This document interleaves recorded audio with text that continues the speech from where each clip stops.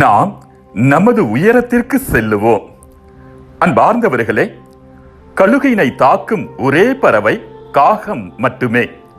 கழுகின் மேல் அமர்ந்து கொண்டு அதன் கழுத்தில் அலகால் கொத்துவது காக்கையின் தாக்குதல் பாணி. கழுகோ காக்கையை கண்டுகொள்ளாமல் தனது ஆற்றலை தேவையின்றி வீணாக்காமல் பதில் தாக்குதல் ஒருபோதும் நடத்தாது. ஆனால் காகத்தை வேறொரு யுக்தியை கையாண்டு கழுகு வெல்லும். அது என்னவென்றால், காக்கை கழுகின் முதுகை ஆக்கிரமித்ததுமே கழுகு உயர உயர பறக்க ஆரம்பிக்கும்.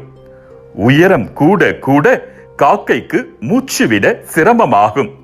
ஆக்சிஜன் தட்டுப்பாட்டால் தடுமாறிவிடும்.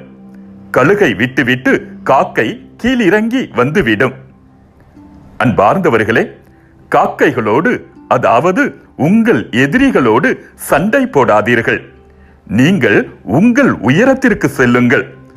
உங்கள் எதிரிகளால் அங்கு தாக்கு பிடிக்க முடியாமல் அவர்கள் சிதறி ஓடிவிடுவார்கள்.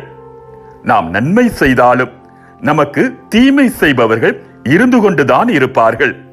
அவர்களை மேற்கொள்வதற்கு இதுவே சிறந்த வழி. அன்பார்ந்தவர்களே, தீமைக்கு பதில் தீமை செய்யாதீர்கள். பழி சொல்லுக்கு பழி சொல் கூறாதீர்கள். மாறாக ஆசை கூறுங்கள்.